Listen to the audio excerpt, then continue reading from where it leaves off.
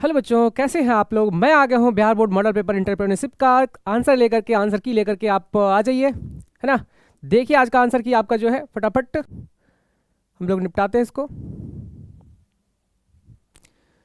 देखिए टोटल आपका जो दिया हुआ है, ऊपर से इंस्ट्रक्शन वगैरह दिया हुआ है, वहाँ से हम लोग एक बार देख लेते हैं। आप लोग का एग्ज़ाम जब देने बैठेंगे तो आप कुछ इस तरह से इन्फॉर्मेशन रहेगा आपका। यहाँ देखिए टोटल नंबर ऑफ क्वेश्चन दिया हुआ भी है कि कितना क्वेश्चन है आपका।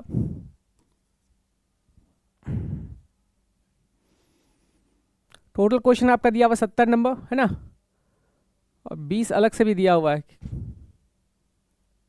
यहाँ पर हाँ 70 नंबर। और जो मार्किंग पैटर्न होगा आपका 20 का, उधर आपका सब्जेक्टिव है, ये आपका दोनों सब्जेक्टिव है आपका 20 और 6। हम लोग बात करनी है ऑब्जेक्टिव पर, सिर्फ और सिर्फ ऑब्जेक्टिव पर, ठीक है। तो आते हैं ऑब्जेक्टिव का, देखते हैं। सारे क्वेश्चन के आंसर आपको देने नहीं है एग्ज़ाम में तो देने हैं मात्र 35 क्वेश्चन के आंसर। यहाँ पे लिखा हुआ है 35 अनिवार्य है ना।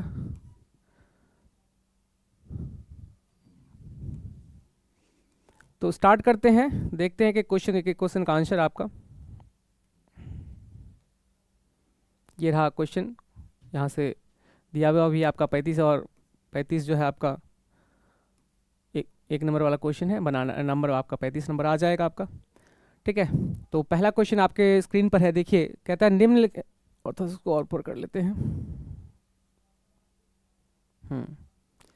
कहता है निम्नलिखित में से कौन सा अवसर का प्रकार है। अवसर का प्रकार आपसे पूछ रहा है, अवसर का प्रकार है। तो हम लोग पढ़े हैं दो, एक एग्जिस्टिंग था, एक आपका निर्मित था, तो दोनों आपका यहाँ अवेलेबल है, तो आंसर नंबर आपका सी होगा, है ना। तो ये एक नंबर का आंसर सी होगा। दूसरा देखिए आपका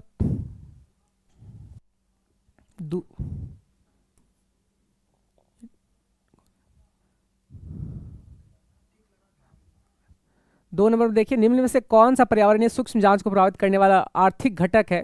तो इसमें आर्थिक घटक के बारे में पूछ रहा है। इसमें देखिए सारा होगा, आर्थिक घटक तो आपका सारा होगा, इसमें आर्थिक विकास भी होगा, है ना, आर्थिक नीतियाँ भी होगी, बाजार का स्थिति भी होगा, सब होगा। डी नंबर आंसर होगा इसका, इनमें से सभी। तीसरा नंबर में आ जाते हैं हम लोग, निम्न में से कौन मांग पूर्वानुमान में सम्मिलित कारक है। तो देखिए इसमें से भी आपका आंसर जो है सब होगा, ए बी सी तीनों होगा आपका, सब होना चाहिए, इसमें सारा चीज़ होना चाहिए। मांग पूर्वानुमान की लंबाई, वर्गीकरण और स्तर होना चाहिए, तीनों है आपका आंसर। आंसर नंबर डी होगा 3 का। चौथा नंबर देख लीजिए आप,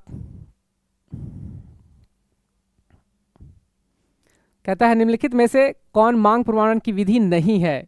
अगर हम लोग बात करेंगे तो हम लोग क्लास में भी किए हुए हैं, तो ये आपका जो उत्पादन विधि है ये आपका आंसर नहीं है, है ना। बाकी सर्वेक्षण विधि है आपका, सांख्यिकी विधि है, मार्गदर्शन निर्देशन विधि है। हमसे पूछा जाएगा कि नहीं कौन सा है, तो आपका भाई उत्पादन विधि नहीं है ना। नेक्स्ट 5 नंबर में देखते हैं, बाजार मूल्यांकन को कौन सा तत्व प्रभावित नहीं करता है। या देखिए ध्यान से, कौन सा तत्व प्रभावित नहीं करता। बाजार मूल्यांकन को कौन सा तत्व जो है निर्धारित प्रभावित नहीं करता है। देखिए सूक्ष्म वातावरण करता है, प्रतियोगिता करता है, बाजार मध्यस्थ करता है, लेकिन ये जो डिमांड है ना ये आपका नहीं करता। आंसर जो होगा वो आपका आंसर सी नंबर होगा, आंसर नंबर ए होगा, मांग। इसके बाद आगे बढ़ते हैं 6 नंबर, उपक्रम का चुनाव निर्भर करता है, किस पर निर्भर करता है। हम लोग जब सिलेक्शन ऑफ इंटरप्राइजेस की बात करेंगे तो किस पर डिपेंड करता है, साहसी का जो स्वयं एबिलिटी होगा, है ना। सी नंबर आंसर साहसी की स्वयं की योग्यता पर निर्भर करता है। ये आंसर आपका सी नंबर सही है 6 का, है ना। 7 बढ़ते हैं आगे, कहता है उपक्रम की स्थापना करते समय उद्यमी को किन तत्वों पर ध्यान रखना चाहिए। तो देखिए ध्यान से, यहाँ पर दिया हुआ है व्यवसाय का चयन करने में ध्यान रखना चाहिए, इकाई का आकार कैसा होगा, वित्तीय साधन कैसे होंगे। तो आंसर नंबर आपका डी सही होगा, है ना। 7 का डी सही होगा। आगे बढ़ते हैं हम लोग, 7 का डी है। 8 नंबर कहता है प्रारंभिक जांच के लिए किस पहलू या किन पहलुओं पर ध्यान देना आवश्यक है ना। तो देखिए ध्यान से, यहाँ पर भी आपका आंसर जो है सारा का सारा होगा, क्योंकि सरकारी प्राथमिकता देनी होगी। हाँ, प्रवर्तक का जो है संगति कैसा है, निवेश की उपलब्धता कैसी है। तो आंसर नंबर आपका डी हो जाएगा, है ना, आंसर डी होगा। आइए 9 नंबर में, कहता सफल उपक्रम का आवश्यक शर्त क्या है। सफल उपक्रम का आवश्यक शर्त क्या है?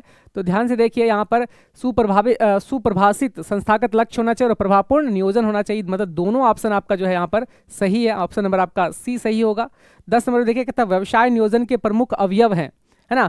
कौन कौन सा अवयव है? तो क्या कहता है कि व्यवसाय का वर्णन और अधिशासी सारांश, दोनों होगा आंसर। आंसर नंबर सी आपका यहाँ पर सही होगा 10 नंबर का। आते हैं 11 में, कहता है व्यवसाय नियोजन का प्रमुख महत्व है ना? क्या है महत्व? तो कहता है यहाँ पर दिशा निर्देशन में महत्व है, निवेशकर्ताओं को आकर्षित करने में महत्व है, उत्तोलन की शक्ति प्रदान करने में है। मतलब सारा का सारा आंसर यहाँ पर आपका होगा, है ना? 11 का डी नंबर आंसर होगा आपका सही आंसर। आगे मूव करते हैं 12 नंबर।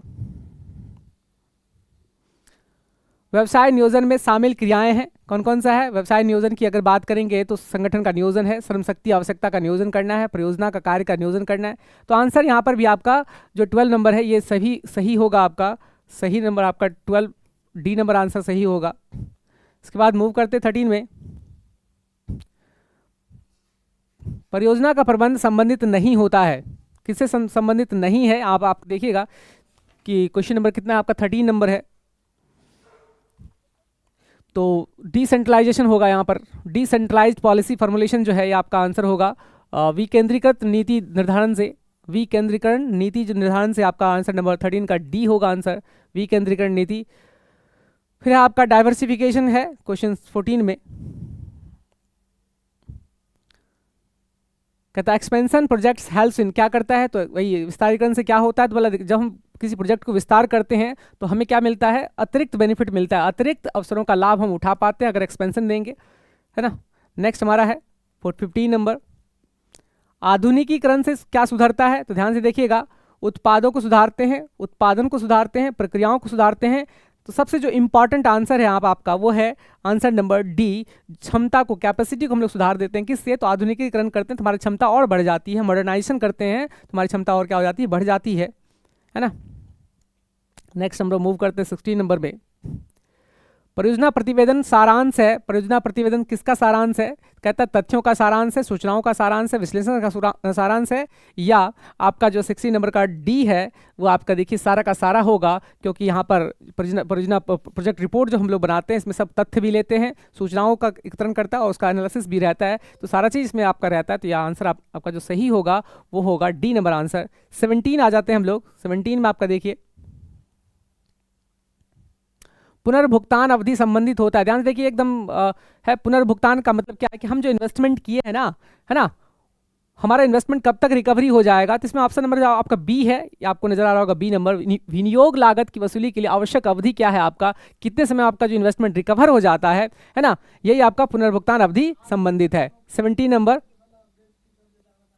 18 नंबर आपका क्या है? तो कहा शुद्ध वर्तमान मूल्य विधि संबंधित है, किससे है? तो बोला देखिए सभी भावी वर्तमान मूल्यों से संबंधित। 18 का सी नंबर हम लोग क्लास में भी किए हैं, 18 का सी नंबर आंसर सही है ना? इसलिए देखिएगा जितना क्वेश्चन है वो हम लोग कर चुके हैं और जो कर भी रहे हैं, कुछ क्वेश्चन हम लोग कर भी रहे हैं आगे चल करके, अभी स्टार्ट ही हुआ हम लोग का क्रैश कोर्स। निम्न में से कौन संसाधनों का एक प्रकार एवं स्रोत है? देखिए ध्यान से, भौतिक संसाधन, तकनीकी संसाधन और मानवीय संसाधन, तीनों स्रोत है हमारा संसाधन का। हमारा जो बिजनेस है उसमें तीनों तरह का सोर्स लगता है। नेक्स्ट हमारा 20 नंबर देखते हैं आगे। कहता है साधनों के गतिकरण में उद्यमी की भूमिका में निर्णय लेते समय निम्नलिखित में से किस बिंदु पर विचार किया जाना चाहिए? तो भाई अब संसाधन को गतिकरण देना है तो संसाधन की आवश्यकता होनी चाहिए, है ना, संसाधनों की पहचान होनी चाहिए, रुकावटों का भी अध्ययन करना चाहिए। तो आंसर नंबर आपका 20 का डी होना चाहिए। सब होगा आपका, पूरा का पूरा सारा का सारा हम लोग रिकवर करते हैं इस पे। नेक्स्ट हमारा है 21 नंबर में, आते 21 नंबर, स्थायी पूंजी की आवश्यकता है। स्थायी पूंजी की आवश्यकता कहाँ है? तो बोला हम लोग फिक्स कैपिटल का कहाँ रिक्वायरमेंट हमें होता है? तो ध्यान दीजिएगा, दैनिक व्यय का भुगतान के लिए नहीं चाहिए, स्टॉक खरीदने के लिए नहीं चाहिए, भूमि खरीदने के लिए हमें भाई फिक्स कैपिटल चाहिए। तो आंसर नंबर आपका जो है सी होगा, बी नंबर, है ना, बी नंबर आपका आंसर सही है, भूमि खरीदने के लिए। 22 नंबर में आगे बढ़ते हैं हम लोग। बोनस निर्णय के निर्धारक हैं। बोनस निर्णय के निर्धारक कौन है? तो लाभ की मात्रा कितनी है, कोषों की तरलता कितनी है, कंपनी का आय, तीनों पर डिपेंड करता है कि हम अपने इन्वेस्टर्स को बोनस कितना दे रहे हैं ना। तो ये आपका डिपेंड करता है तीनों पर, लाभों की मात्रा पर, कंपनी की आयु पर, कोषों की तरलता, हमारे पास फंड कितने हैं तरल रूप में, तो वो आपका जो आंसर डी हो जाएगा। नेक्स्ट हमारा ये 23 नंबर में, 23 हमारा क्या है, बोला चालू संपत्ति में शामिल है, क्या शामिल है, तो बोला चालू संपत्ति, देखिए ये फिक्स एसेट्स, हमारा गुडविल फिक्स एसेट्स है, इन्वेस्टमेंट भी नॉन करंट एसेट्स में आता है, तो डी नंबर जो आंसर है आपका, डी नंबर जो आंसर है, देनदार डेटर, ये हमारा क्या है, तो चालू संपत्ति में आता है ना। सब हम लोग किए हैं क्लास में। आगे बढ़ते हैं, 24 नंबर, प्लांट और मशीनरी, प्लांट और मशीन पर हरास है, वो क्या है, तो पूछा आपसे फंड का क्या है, फंड का कोष का स्रोत है, कोष का प्रवाह नहीं है, कोष का प्रयोग है, क्या है। तो देखिए ध्यान से, जब हम लोग डेप्रिसिएशन चार्ज करते हैं तो हमारे प्रॉफिट एंड रुक करके रह जाता है ना, बिजनेस में ही रह जाता है, तो दैट मीन्स 24 का जो है आपका ए नंबर आंसर हो जाएगा, 24 का कोष का स्रोत हो जाएगा आंसर। आगे बढ़ते हैं 25 नंबर में, निम्नलिखित में कौन गैर चालू संपत्ति है, आपसे पूछ रहा है नॉन करंट एसेट्स, मतलब यहाँ पे बाकी जो है आपका करंट एसेट्स होगा, एक होगा नॉन करंट एसेट। देखिए यहाँ पर जो आंसर आपका देख रहा है प्रीपेड एक्सपेंसेस, ये आपका प्रीपेड एक्सपेंसेस है, करंट एसेट्स है, बिल्स रिसीवेबल है, करंट एसेट्स है, डेटा से आपका करंट एसेट्स है, बाकी जो गुडविल है ये आपका क्या है, नॉन करंट एसेट्स है। हम लोग गुडविल को जानते हैं कि इंटेंजिबल फिक्स एसेट होता है हमारा, है ना। नेक्स्ट हमारा क्या है 26 नंबर, आगे बढ़ते हैं। 26 नंबर में क्या है, कहता है निम्न में से कौन सा सम विच्छेद विश्लेषण की उपयोगिता है। ध्यान से देखिएगा, जोखिम मूल्यांकन, लाभ सुधार और लेखांकन आंकड़ों को समझना। सम विच्छेद मतलब होता है ब्रेक इवन एनालिसिस, जब हम लोग करते हैं ब्रेक इवन एनालिसिस, है ना, ब्रेक इवन एनालिसिस, इसमें क्या होता है, तो क्या क्या हम लोग करते, तो कहा कि जोखिम का मूल्यांकन करते हैं, लेखांकन आंकड़ों को समझते हैं कि लेखांकन का जो आंकड़ा है वो किस तरह से हमारा है, और लाभ को हम लोग सुधारने का भी काम करते हैं। तो आंसर नंबर आपका डी सही हो जाएगा, इसमें आपका डी नंबर सही होगा, है ना। नेक्स्ट हम लोग मूव करते हैं 27 में, 27 में मूव करते हैं, आगे देखते क्या है क्वेश्चन। 27 नंबर, निम्न में से कौन सा समविच्छेद विश्लेषण का गणना का तरीका है। तरीका आपसे पूछ रहा है, देखिए सब हम लोग जब ब्रेक एनालिसिस करते हैं तो हमारा दोनों तरीका होता है, इसमें आपका गणितीय विधि भी है और लेखाचित्र विधि भी है, तो आंसर नंबर आपका 27 का सी हो जाएगा, 27 नंबर का आंसर सी हो जाएगा। नेक्स्ट हमारा क्या है 28 नंबर, कहता है उद्यमी पूंजी में रहता है, क्या रहता है, देखिए हाई रिस्क रहता है, इसमें हम लोग जानते भी है कि भाई कैपिटल जो लगाता है एक उद्यमी, उसमें रिस्क कैसा रहता है, एकदम हाई रिस्क रहता है ना, उच्च जोखिम है। आंसर नंबर आपका ए हो जाएगा 28 नंबर का। नेक्स्ट हम लोग मूव करते हैं 29 नंबर, कहता है भारतीय प्रौद्योगिकी एवं सूचना विकास कंपनी लिमिटेड की स्थापना किस वर्ष की गई थी, तो ये 1988 होगा आपका। 29 नंबर का एक बार मैं कन्फर्म हो लेता हूँ, हाँ 1988 आपका जो आंसर नंबर सी है ये सही है आपका, कि भारतीय प्रौद्योगिकी एवं सूचना विकास कंपनी लिमिटेड की स्थापना किस वर्ष की गई हुई थी, तो 1988 में हुई थी। उसके बाद आपका जो क्वेश्चन है 30 नंबर क्वेश्चन है, भारत निवेश कोष द्वारा स्थापित किया गया, भारत निवेश कोष द्वारा स्थापित किया गया कौन सा संस्था है, तो यहाँ पर आंसर जो होगा ये होगा आपका ग्रिंडले, बी नंबर आंसर होगा। ग्रिंडले बैंक जो है ये भारत निवेश कोष द्वारा स्थापित किया गया संस्था है। नेक्स्ट हमारा 30 से आगे बढ़ते हैं 31 में, उद्यमी पूंजी उपलब्ध है ना, उद्यमी पूंजी उपलब्ध है आपका अत्यंत जोखिम इकाइयों हेतु, तकनीकी इकाइयों हेतु और संस्थागत इकाइयों हेतु, मतलब तीनों का आंसर यहाँ पर आपका सही है, तीनों ऑब्जेक्टिव सही है आपका, है ना, आंसर नंबर डी हो जाएगा, है ना। नेक्स्ट हमारा क्या है 32 नंबर, कहता है भारत सरकार द्वारा जारी दिशा निर्देश के अनुसार साहसिक पूंजी कोष के लिए ऋण क्षमता अनुपात पूछ रहा है आपसे, तो ये आंसर नंबर ए आपका सही है 1.5, आंसर नंबर ए 1 सही, 1.5 सही है। इसके बाद आप देखेंगे 33 नंबर, 33 आपका जो है कहता है प्रबंध की सामाजिक उत्तरदायित्व की प्रगति में लागू होता है, क्या लागू होता है, देखिए ध्यान से, प्रबंध की सामाजिक उत्तरदायित्व पूछ रहा है आपसे कि भैया प्रबंध सामाजिक उत्तरदायित्व क्या है, तो समाज के प्रति प्रबंध का उत्तरदायित्व क्या है, प्रबंध क्या करता है, बिजनेस क्या करता है, उद्यमी क्या करता है, बेचने का काम करता है, तो भाई कहता है विक्रेता की सावधानी का नियम, आप ये वाला ऑप्शन सेलेक्ट करिएगा, है ना, विक्रेता की सावधानी का, चूंकि हम बेचने का काम करते हैं तो हमारा समाज के प्रति है कि भैया हम सोच समझ करके डिसीजन लें कि हम कैसे बेचेंगे, है ना, क्या होगा लोगों के लिए, है ना, क्या बेनिफिशियल होगा, है ना, दाम कम होगा, प्राइस कम होगा, तो हमारे सोचने की विधि है, हमारे सावधानी की विधि है। तो ये कहता है प्रबंध की जो सामाजिक उत्तरदायित्व है वो कैसा है, तो विक्रेता की सावधानी का नियम है। नेक्स्ट हमारा आगे बढ़ते हैं,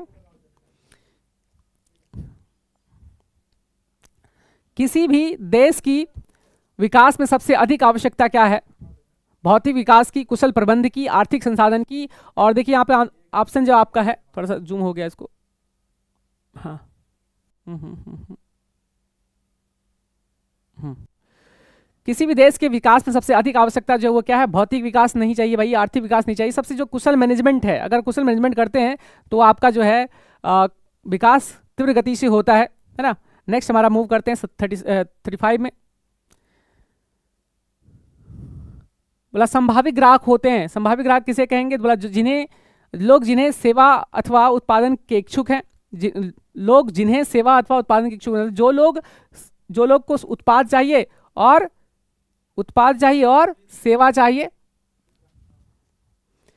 जो लोग को उत्पाद चाहिए और सेवा चाहिए, है ना। फिर जो लोग सेवा अथवा उत्पाद खरीदने योग्य हैं अथवा क्रय करना चाहते हैं, तो आंसर नंबर आपका जो होगा वो 35 का डी होगा। सही आंसर आपका 35 का डी है। आगे बढ़ते हैं 36 नंबर में आते हैं, मूव करते हैं। 36 नंबर में क्या है, कहा व्यक्तिगत विक्रय क्या है।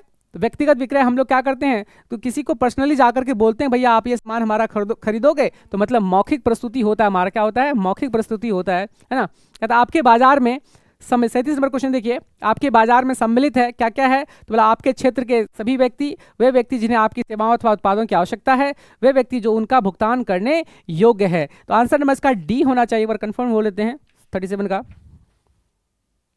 हाँ सभी है कि सब लोगों की आवश्यकता है ना, सब लोगों की आवश्यकता है, उपयुक्त सभी, है ना। 37 का डी नंबर आंसर हो जाएगा। आगे बढ़ते हैं 37 से आगे बढ़ते हैं।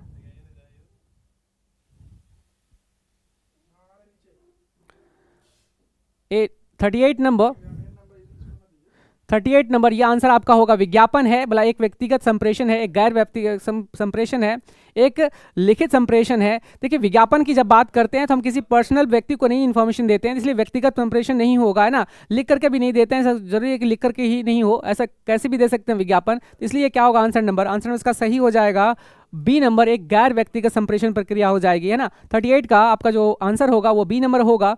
नेक्स्ट हम लोग मूव करते हैं 39 में। लाभों का पुनः निवेश एक स्रोत है, तो भाई लाभों का पुनः निवेश, ध्यान दीजिएगा, अगर हमारे फर्म में लॉन्ग टर्म पीएल का क्रेडिट बैलेंस है, कई तरह के फंड हमारे पास जमा है, तो वही लाभ हमारे पास जो पड़ा हुआ है उनको अगर हम क्या करें, फिर से इन्वेस्ट कर दें अपने बिजनेस में, पुनः निवेश कर दें, है ना, तो क्या होगा, तो लंबी अवधि के लिए दीर्घकालीन वित्त का क्या हो जाएगा, हमारा एक स्रोत बन जाएगा, है ना। लंबे समय तक इसका हम इस्तेमाल कर सकते हैं, क्योंकि ये जो लाभ होता है वो किसका होता है, मालिक का होता है, और मालिक से पूछ करके हम इसको री इन्वेस्ट कर दें तो कहीं कोई दिक्कत नहीं, लंबे समय तक ये इसका इस्तेमाल हो जाएगा। फिर 40 नंबर में आ जाइए।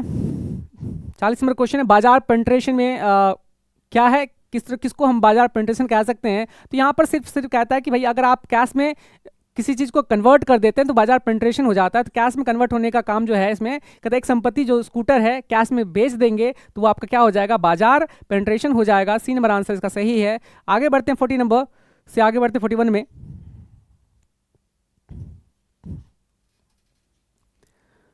कहता है निम्न में से कौन सा अवसर बोध का तत्व है। अवसर बोध का तत्व देखिए ध्यान से हम लोग पढ़े हुए होंगे कि एबिलिटी टू परसीव था, इनसाइट टू चेंजेस था, इनोवेटिव क्वालिटी था। तो सारा का सारा आंसर इसमें 41 में आपका डी हो जाएगा। आंसर नंबर आपका डी हो जाएगा, है ना।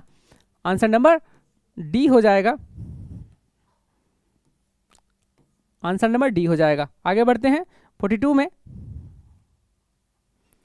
कहता सामाजिक ढांचा की रचना होती है समाज के क्रियात्मक विभाजन से, जाति के क्रियात्मक विभाजन से, समुदाय के क्रियात्मक विभाजन से, या आपका विपरीत कोई नहीं। ये क्वेश्चन हम लोग रिसेंट भी किए हैं। आपका जो आंसर होगा ये होगा समुदाय के क्रियात्मक विभाजन से, है ना।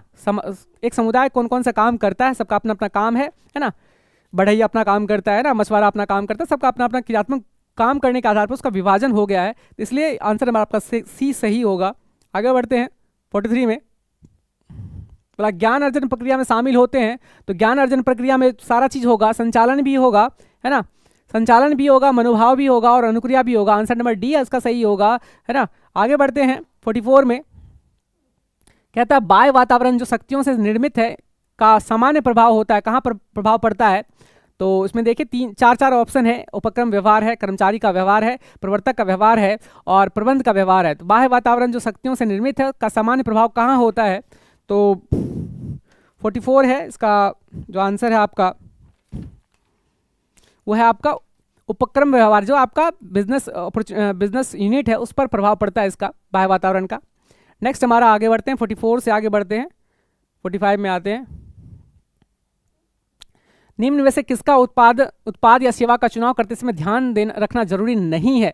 कौन, देखिए जब हम उत्पाद या सेवा का चुनाव कर रहे हो तो कौन सा ऐसा चीज है जिसका हम क्या करें, तो उसका ध्यान नहीं रखेंगे, किन बातों का ध्यान हम लोग नहीं रखेंगे? तो इसका आंसर जो होगा, आपका आंसर होगा प्रोडक्ट प्लानिंग। देखिए जब चुन लेंगे उसके बाद में प्रोडक्ट प्लानिंग की बात करेंगे, तो इसलिए चुनते समय इसका जरूरत नहीं है, चुनने के बाद इसकी आवश्यकता है, इसलिए आंसर नंबर ये आपका होगा, क्योंकि नहीं पूछा है इसलिए। आगे बढ़ते हैं, 46 नंबर में क्वेश्चन आपका है, निम्न में से कौन नए उद्यम की शुरुआत की अवस्था नहीं है ना? निम्न में से कौन नए उद्यम की शुरुआत की अवस्था नहीं है? तो पहला है आपका प्रारंभिक पूर्वावस्था। क्या पूछ रहा है, ध्यान से देखिए, निम्न में से कौन नए उद्यम की शुरुआत की अवस्था नहीं, शुरुआत की अवस्था पूछ रहा आपसे नहीं है, तो कहता है प्रारंभिक पूर्वावस्था, प्रारंभिक अवस्था, उत्पाद बाजार अवस्था, बाद की वृद्धि अवस्था। तो देखिए आंसर 46 नंबर में आपका जो होगा वो होगा उत्पाद बाजार अवस्था। ये जो है उद्यम की शुरुआत की अवस्था नहीं है, क्योंकि ये तो बाद में होगा ना, है ना, बाद की बात होगी ये आपका, तो ये बाद की बात होगी,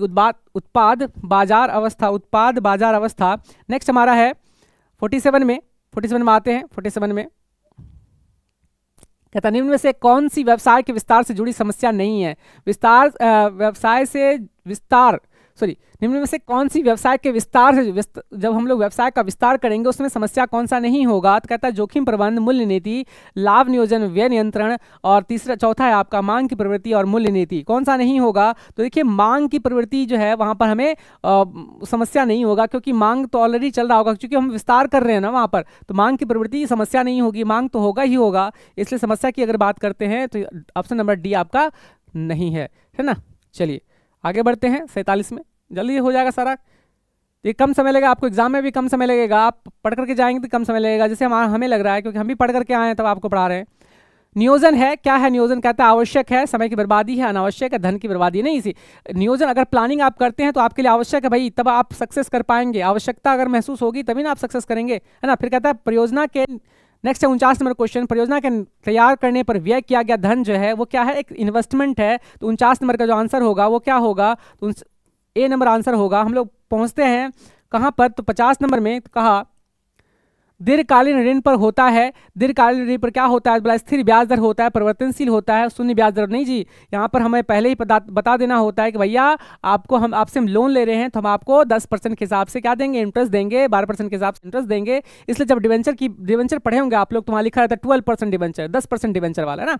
तो ये आंसर आपका जो सही होगा वो 50 का ए होगा, है ना। आगे बढ़ते हैं 51 नंबर में आपका कहता है स्थिर लागत में शामिल है। स्थिर लागत का मतलब होता है फिक्स कॉस्ट, जो लगना ही लग रहा है ना, जैसे कच्चे माल की लागत है, श्रम की लागत है, शक्ति की लागत है, कारखाना की लागत है ना। ये कौन सा ऐसा है जो आपका लगेगा ही लगेगा? इसमें आपका देखिए कच्चे माल की लागत तब लगेगा जब आपका क्या है? प्रोडक्शन करेंगे। श्रम की लागत मतलब प्रोडक्शन होगा तो आपको पैसा लगेगा, वो लेबर लगेगा, प्रोडक्शन नहीं होगा तो लेबर नहीं लगेगा। शक्ति की लागत भाई भैया मशीन चलेगा तो लगेगा, लेकिन कारखाना अगर है आपका तो कारखाना लगा हुआ, वहाँ पर बहुत तरह का मेंटेनेंस खर्चे हैं, तो वो जो आपका लगेगा वहाँ पर वो आपका क्या होगा? तो वो लगेगा ही लगेगा। इसलिए यहाँ पर आपका जो ऑप्शन होगा वो डी नंबर आंसर सही होगा कि कारखाना की लागत जो है वो फिक्स कॉस्ट है ना। आगे बढ़ते हैं, नेक्स्ट हमारा क्या है 52 में, 51 तक हो गया आपका। कहता है निम्न में से कौन गैर चालू दायित्व? गैर चालू दायित्व ध्यान रखिएगा, नन करंट लायबिलिटीज पूछ रहा है, करंट लायबिलिटीज नहीं पूछ रहा है, नन करंट लायबिलिटीज। देखिए बैंक ओवरड्राफ्ट हमारा करंट लायबिलिटीज है, आउटस्टैंडिंग एक्सपेंसेस करंट लायबिलिटीज है, पूर्वदत्त व्यय जो है, पूर्वदत्त व्यय तुम्हारा खर्च तो है ही नहीं है, तो एसेट्स है, करंट एसेट्स हमारा। इसलिए जो आंसर होगा वो 52 का ए आंसर होगा आपका, ऑप्शन नंबर ए। बंधक ऋण जो है आपका ये क्या है? नन करंट लायबिलिटीज है। नेक्स्ट हम 53 में बढ़ते हैं आगे। कहता है आदर्श चालू अनुपात जो है, आदर्श चालू अनुपात जो है हमारा क्या है? आदर्श चालू अनुपात क्या है? तो बोला देखिए चालू अनुपात करंट रेशियो की अगर बात करेंगे तो आइडियल करंट रेशियो की बात करेंगे तो 2:1 है हमारा। कितना है? 2:1 है। तो ये आपका आंसर जो होगा 2:1 हो जाएगा। आगे बढ़ते हैं, 53 हो गया आपका। 54 में बढ़ते हैं आगे। कहता है चालू अनुपात होता है, बोला आर्थिक, देखिए चालू अनुपात हम लोग कहाँ से निकालते हैं? तो करंट एसेट और करंट लायबिलिटीज, है ना। करंट एसेट और करंट लायबिलिटीज से, तो करंट एसेट और करंट लायबिलिटीज का इन्फॉर्मेशन कहाँ होता है? बैलेंस शीट में होता है। इसलिए ये जो अनुपात होगा वो क्या, कौन सा अनुपात होगा? तो आर्थिक चिट्ठा अनुपात होगा। 54 का ए नंबर आंसर सही होगा आपका। हम लोग आगे बढ़ते हैं 55 में, है ना। कहता है पूंजी गहन प्रौद्योगिकी की वकालत की जाती है। पूंजी गहन जो है प्रकृति की प्रौद्योगिकी की वकालत की जाती है कहाँ पर, बोला शीघ्र आर्थिक विकास में, रोजगार के अवसर में वृद्धि में, है ना। कहाँ करते हैं हम लोग, तो ये बता दीजिए एक बार। शीघ्र आर्थिक विकास, सामाजिक प्रभाव, रोजगार अवसरों में वृद्धि। तो 55 नंबर का जो आंसर होगा वो आपका हो जाएगा सभी में, सब जगह करते हैं पूंजी गहन, शीघ्र आर्थिक विकास हो, रोजगार के अवसरों में वृद्धि हो, सामाजिक प्रभाव हो। तो आंसर नंबर आपका जो हो जाएगा वो डी नंबर आंसर हो जाएगा, सभी हो जाएगा इसमें, है ना। फिर कहता है श्रम गहन प्रौद्योगिकी उपयुक्त है क्योंकि इसका संबंध किससे है, श्रम गहन से किससे संबंध है, तो श्रम गहन जो है प्रकृति में अविचल है, प्रकृति में क्या है, अविचल है। तो आंसर नंबर ए सही हो जाएगा, क्योंकि देखिए श्रम जो है जितना चाहेंगे आपको मिल जाएगा, मैन पावर आपका अवेलेबल है, जितना चाहे आपको मिल जाएगा, है ना। नेक्स्ट आगे बढ़ते हैं 56 से आगे 57 नंबर में। 57 नंबर है कथा प्रबंध की प्रकृति है। देखिए प्रबंध की प्रकृति कैसी है, बोला जन्मजात भी है और अर्जित भी है, दोनों होती है प्रबंध की प्रकृति। इसलिए जो आंसर आपका सही होगा वो आंसर नंबर 57 का सही नंबर आंसर होगा कि दोनों होगा, इसमें आपका जन्मजात भी होगा और अर्जित प्रतिभा भी होगा, दोनों होगा। तो हम लोग आगे बढ़ते हैं 58 नंबर में। 58 में क्या है, तो कहा वर्तमान उत्पादन व्यवस्था वास्तव में है किस तरह का है, बोला प्रत्यक्ष उत्पादन करते हैं क्या, प्रत्यक्ष, है ना। तो आप देखिए ऑप्शन में आपका जो दिया गया है वो प्रत्यक्ष उत्पादन है और अप्रत्यक्ष है। तो वर्तमान में जो उत्पादन व्यवस्था चल रही है ना वो चल रही है अप्रत्यक्ष उत्पादन। अप्रत्यक्ष में क्या होता है कि कहीं जो है आपका कहीं आपका उत्पादन, एक गाड़ी अगर आपको मैन्युफैक्चर करना है तो आपको पता होगा कि कहीं टायर का कहीं और होता है उत्पादन, है ना, उसका बॉडी कहीं और बनता है, इंजन कहीं और बनता है, तो सब जाकर के एक साथ असेंबल होता है। इसको हम लोग कहते हैं अप्रत्यक्ष उत्पादन, है ना। डायरेक्टली उत्पादन नहीं होता है, वर्तमान उत्पादन का व्यवस्था यही चल रहा है ना। नेक्स्ट हमारा क्या है 59 नंबर, 58 हो गया आपका, 59 नंबर में आते हैं। किस विधि का प्रयोग प्राय ग्राफ यातायात अथवा सिंप्लेक्स रीतियों में किया जाता है। तो ये आपका आंसर जो होगा इसका लीनियर प्रोग्रामिंग के तहत हम लोग करते हैं, ग्राफ यातायात और सिंप्लेक्स रीतियों में किया जाता है। तो 59 का जो आंसर होगा वो आपका होगा लीनियर प्रोग्रामिंग। 60 में आते हैं हम लोग। तो कहता है विज्ञापन का उद्देश्य क्या है, तो देखिए संभावित क्रेताओं को आकर्षित करना, ग्राहकों को सूचना देना, उत्पादों का प्रचार करना। तो इनमें से सभी का जो आंसर 60 का है ये सही आंसर है आपका, डी नंबर सब होगा आपका। हम विज्ञापन क्यों करते हैं, संभावित क्रेता को हम आकर्षित कर पाएं, ग्राहकों को सूचना दे पाएं और उनका मार्गदर्शन हो पाए और उत्पादों का प्रचार भी कर पाएंगे। तीनों ऑप्शन आपका सही होगा, डी नंबर आंसर आपका सही है। आगे बढ़ते हैं हम लोग 60 में, कुछ ही क्वेश्चन रह गए हैं, आगे बढ़ते हैं 61।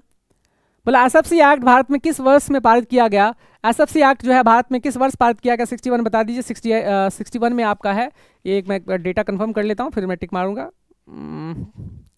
तो आपका 1951 में है, एसएफसी एक्ट जो है 1951 में है ना, क्योंकि डेटा वाला था तो कंफर्म फिगर याद नहीं था।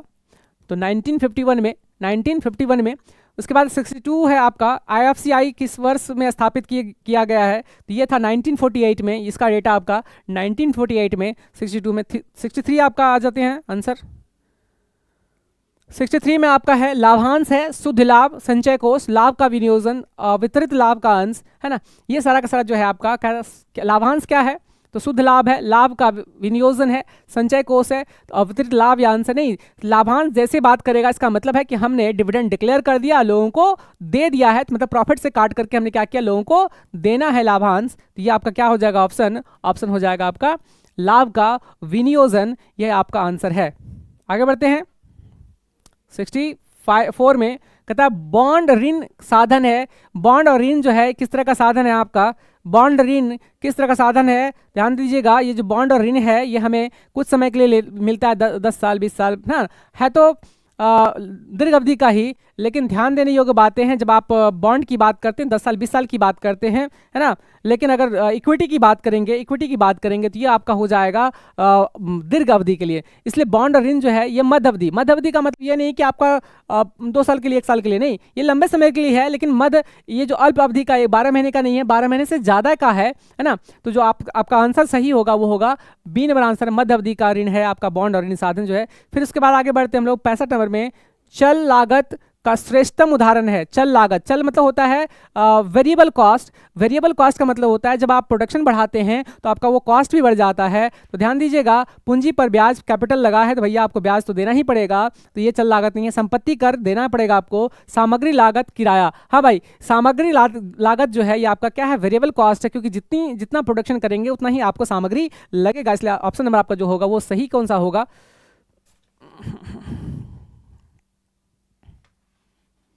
तो ऑप्शन नंबर आपका सही जो होगा वो होगा सामग्री लागत, ये आपका आंसर सही होगा 65 का। कुछ ही क्वेश्चन बचे हैं, जल्दी हो जाएगा, आगे बढ़ते हैं। 66 में देखिए, इनमें से कौन सा कारखाना अपरिव्यय नहीं है। कारखाना अपरिव्यय की अगर बात करें तो जो रिलेटेड कारखाना से नहीं होगा वही आपका कारखाना अपरिव्यय नहीं होगा ना।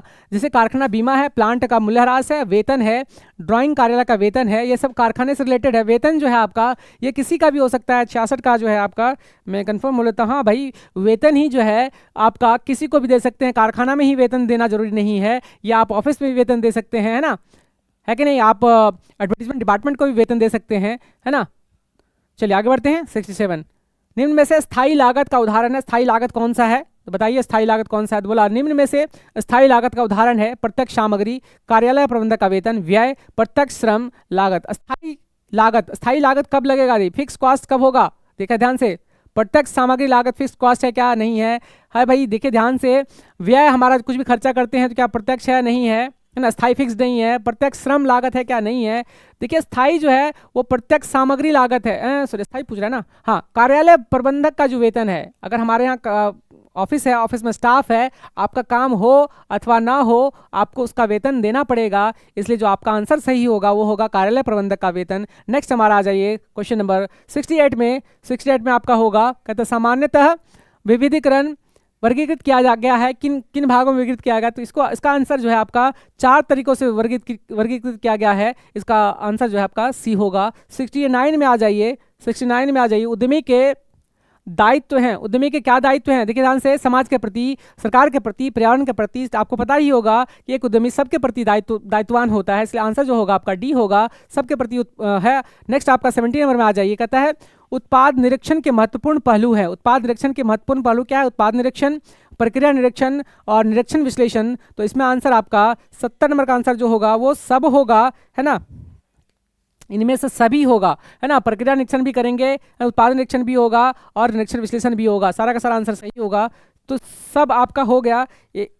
आप देखेंगे कि ये क्वेश्चन आपका बहुत ही कम समय में सॉल्व हो गया है। एग्जाम में भी आप लोग जब क्वेश्चन करेंगे तो आप बहुत ही कम समय में सॉल्व इसको कर सकते हैं जब आप पढ़ करके आएंगे। क्योंकि मैंने भी कल जब बनाया तो मैं भी तो बनाया ना, तो मुझे भी ध्यान सारा क्वेश्चन आ गया। मैंने सबको ऐसे क्या, एक आध जो डेटा वाला क्वेश्चन था मैंने वहाँ जो अपने सॉल्यूशन से हेल्प लिया है, ठीक है। बाकी आपका सारा क्वेश्चन मैंने कर दिया। बाकी जो आपके बच गए सब्जेक्टिव, उसको हम लोग आने वाले समय में करेंगे। ऑब्जेक्टिव का पहला इंपॉर्टेंस था इसलिए हमने कर दिया है, तो बाकी आप देख लीजिए। हाँ, बात समझ में आई होगी आपको, है ना। ठीक है, हम लोग जल्दी इसको सॉल्व कर दिए हैं। Thank you everyone. मिलते हैं हम लोग नए क्लास में आपके एप्लीकेशन पर, जो आपका क्रैश कोर्स चल रहा है, बेहतर तरीके से चल रहा है वहाँ पर। हाँ ठीक है, थैंक यू।